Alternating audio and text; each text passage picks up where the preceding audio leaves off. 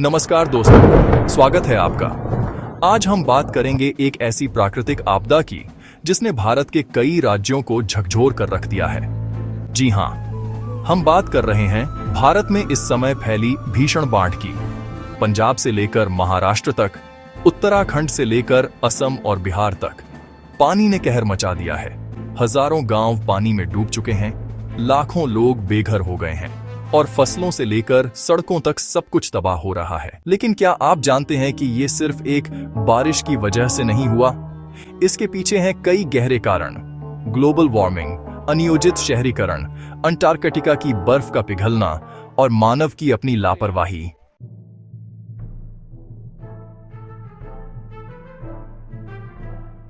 आइए सबसे पहले जानते हैं भारत के कौन कौन से राज्य इस समय बाढ़ से बुरी तरह प्रभावित हैं। इस समय महाराष्ट्र के मराठवाड़ा क्षेत्र में भारी बारिश के कारण नदियां उफान पर हैं।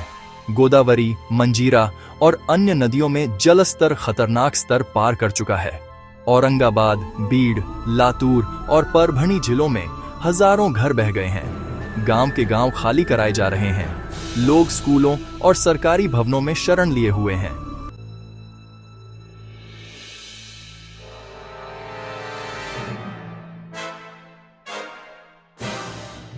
उत्तर भारत में मानसूनी बारिश सामान्य से 30% अधिक हुई है। सतलुज और ब्यास नदियों में जल स्तर रिकॉर्ड ऊंचाई पर है। कई जगहों पर बांधों से पानी छोड़ना पड़ा, जिससे निचले इलाकों में बाढ़ ने तेजी से तबाही मचाई। लुधियाना, पटियाला और जालंधर में गांवों में पानी भर गया है।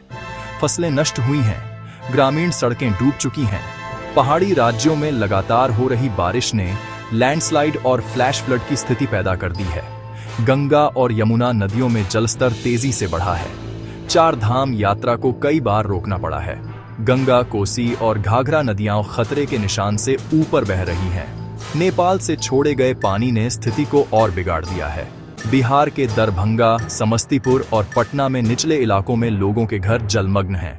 ब्रह्मपुत्र नदी में बाढ़ एक नियमित आपदा बन चुकी है। इस साल स्थिति और भी भयावह है। लाखों लोग प्रभावित, हजारों हेक्टेयर में धान की फसल पूरी तरह खत्म। कुल मिलाकर भारत के 10 से अधिक राज्यों में इस समय बाढ़ की स्थिति है। यह एक लोकलाइज्ड डिजास्टर नहीं, बल्कि राष्ट्रीय आपदा बन चुकी है।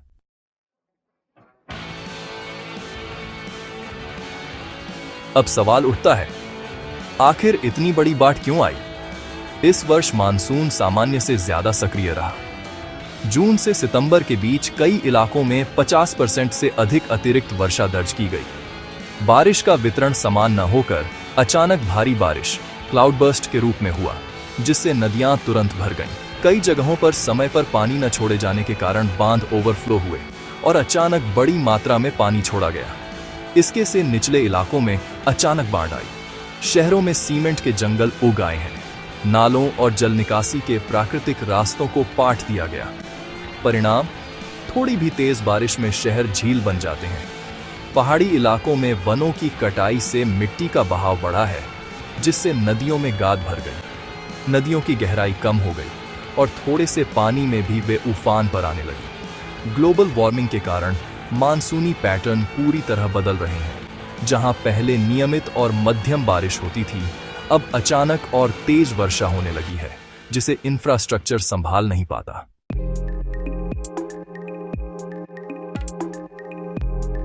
दोस्तों, भारत में आई बाढ़ सिर्फ एक स्थानीय समस्या नहीं है। विश्व भर में बढ़ता जलस्तर समुद्रों और नदियों के किनारे बसे देशों के लिए एक बड़ा खतरा बन चुका है। बांग्लादेश, गंगा और ब्रह्मपुत्र के जलस्तर बढ़ने से हर साल करोड़ों लोग विस्थापित होते हैं। मालदीव और श्रीलंका समुद्र के बढ़ते स्तर से तटीय क्षेत्र खतरे में। नीदरलैंड्स, जापान, अमेरिका के तटीय शहर। समुद्री बाढ़ और तूफानों का खतरा कई गुना बढ़ा है। वैज्ञानिकों के अनुसार यदि वैश्विक तापमान इसी तरह बढ़ता रहा तो 2050 तक करोड़ों लोग तटीय क्षेत्रों से पलायन करने को मजबूर होंगे।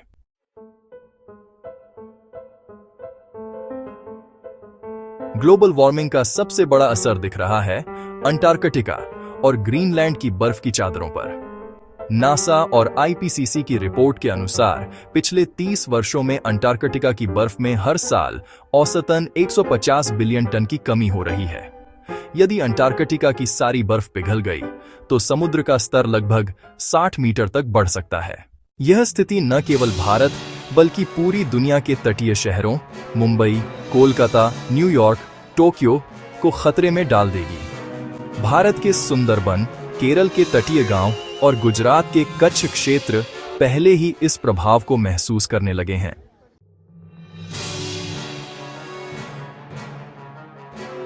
बाढ़ का असर सिर्फ पानी तक सीमित नहीं है। दोस्तों, बाढ़ को पूरी तरह रोका नहीं जा सकता, लेकिन सही नीतियों, जागरूकता और पर्यावरण संरक्षण से इसका असर कम किया जा सकता है। हमें वृक्षारोपण को बढ़ावा देना होगा, नदियों के किनारे निर्माण रोकना होगा और सबसे जरूरी, ग्लोबल वार्मिंग को नियंत्रित करने के लिए ठोस कदम उठाने होंगे।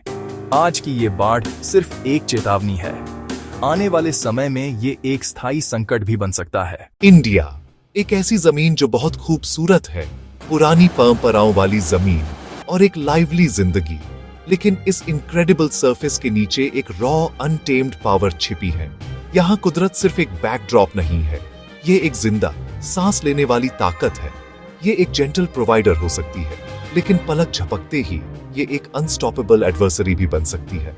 मैंने इसकी ताकत जंगलों में देखी है और पहाड़ों पर भी, लेकिन ऑनेस्टली फ्लैश फ्लड की ओवरवेलमिंग फोर्स के लिए कोई भी चीज आपको तैयार नहीं कर सकती। ये एक रिमाइंडर है कि हम इस ग्रह पर बस मेहमान हैं और कभी-कभी कुदरत पूरा फर्नीचर रीअरेंज करने का फैसला करती है। सर्वाइवल के रूल्स तुरंत बदल जाते हैं, आपकी दुनिया उलट-पुलट हो जाती है। पानी आने से बहुत पहले ही आप हवा में बदलाव महसूस कर सकते हैं। आसमान एक अननेचुरल इंटेंसिटी से घरा हो जाता है, एक भारी ऑप्रेसिव ग्रे जो रोशनी को निगल जाता है। पंछी खामोश हो जाते हैं, एक अजीब सी खामोशी छा जाती है, तूफान से पहले की शांति जो बहुत गलत लगती है। ये कुदरत अपनी सांस रोककर एक डेवस्टेटिंग एक्सहेल के लिए ताकत जमा कर रही होती है। लोग अपनी रोजमर्रा की जिंदगी जीते हैं, शायद थोड़ी अनईजीनेस के साथ, लेकिन उन्हें इस बात का कोई अंदाजा नहीं होता कि उन पर क्या आफत आने वाली है। ये डिसेप्शन, केओस से पहले की ये खामोशी ही आने वाले पल को इतना भयानक बनाती है। ये ह्यूमिलिटी का एक ब्रूटल लेसन है, एक हल्की बारिश की तरह नहीं, बल्कि एक हिंसक बारिश की तरह, आसमान से गिरती पानी की एक ठोस दीवार। आवाज इतनी तेज है कि कुछ और सुनाई नहीं देता, एक ऐसी लगातार गड़गड़ाहट जो सब कुछ दबा देती है। ये सिर्फ पानी नहीं है, ये एक फिजिकल अटैक है। जमीन जो पहले से ही मॉनसून के सीजन से सैचुरेटेड है, एक और बूंद भी अब्सॉर्ब नहीं कर सकती। जो एक पडल के रूप में शुरू होता है, वह जल्दी ही एक स्ट्रीम बन जाता है, फिर एक टॉरेंट। ये वह पल है जब गेम बदल जाता है। आपके सभी प्लान्स, आपकी सभी सर्टेनिटीज धुल जाते हैं। सर्वाइवल ही एकमात्र इंस्टिंक्ट बन जाता है जो मायने रखता है, एकमात्र विचार जो बढ़ते पैनिक को चीर सकता है। यह धीमा, प्रिडिक्टेबल राइज नहीं है, यह एक एम्बुश है। नदियां, इन समुदायों की जीवन रेखाएं एक डरावनी तेजी से स्वेल होती है। वे शांत जलमार्गों से रेजिंग मडी मॉन्स्टर्स में बदल जाती है। वे सिर्फ राइज नहीं करती, वे एक्सप्लोड करती हैं। वे एक दहाड़ के साथ अपने किनारों को तोड़ देती हैं। पानी का एक फ्यूरियस सर्ज, मिट्टी और डिब्री, पेड़ पत्थर और उसके रास्ते में आने वाली हर चीज खत्म हो जाती है। यह एक लिक्विड एवलांच है, एक डिस्ट्रक्टिव फोर्स जो सिर्फ बहती नहीं, वह सब कुछ निगल जाती है। ये प्रकृति अपने सैप से प्राइमल, सैप से अनफॉरगिविंग रूप में है और एअप ठीक उसके रास्ते में है। सोचिए, एएपी एक ब्रिज पर खड़े हैं और उसे अपने पैरों के नीचे हिलता हुआ महसूस कर रहे हैं। एक पल में एक solid steel and concrete structure, अगले ही पल नदी एक बैटरिंग रैम बन जाती है। पानी, सिल्ट और डिब्री से भरा हुआ पिलर्स से टकराता है, आपको मेटल मुड़ने और कंक्रीट के क्रैक होने की आवाज सुनाई देती है। इस एब्सोल्यूट केओस के बीच आपको इंसानियत की भावना जागती हुई दिखती है। ये इनक्रेडिबल है। जब सब कुछ खो जाता है तो जीने की इच्छा और दूसरों को बचाने की इच्छा सैप से पावरफुल फोर्स बन जाती है। आप ऑर्डिनरी लोगों को हीरोज बांधते देखते हैं। एक आदमी रस्सी फेंक रहा है एक परिवार को जो छत के एक तैरते हुए टुकड़े पर फंसा हुआ है। पड़ोसी एक ह्यूमन चेन बना रहे हैं एक बच्चे को तेज बहती धारा से निकालने के लिए। ये ट्रेन्ड रेस्क्यूअर्स नहीं हैं, ये वो लोग हैं जो प्योर एड्रेनलिन और इंस्टिंक्ट पर काम कर रहे हैं, अपनी जान जोखिम में डालकर एक अनजान व्यक्ति के लिए। यह इंसानियत का एक रॉ पावरफुल प्रदर्शन है। ऑफिशियल रेस्क्यू ऑपरेशंस समय के खिलाफ एक दौड़ हैं। हेलीकॉप्टर्स टर्बुलेंट हवाओं में खतरनाक तरीके से मंडराते हैं। डेस्परेट लोगों को छतों और ऊंची जमीन के आइसोलेटेड टुकड़ों से निकालने के लिए विंचेस नीचे करते हैं।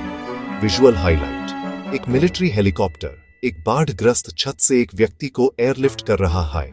आप इंडियन आर्मी के सैनिकों को देखते हैं, नेशनल डिजास्टर रिस्पांस फोर्स के सैनिकों को ट्रेचरस करंट्स के जरिए इन्फ्लेटेबल बोट्स चलाते हुए, तैरते हुए, मलबे से बचते हुए और पानी के नीचे छिपे खतरों से बचते हुए फंसे हुए कम्युनिटीज तक पहुंचने के लिए। हर एक रेस्क्यू एक हाई स्टेक्स गैम्बल है। गैम्बल असम जैसी जगहों पर बाढ़ से हुई तबाही के नजारे और बिहार एक कड़वी सच्चाई है।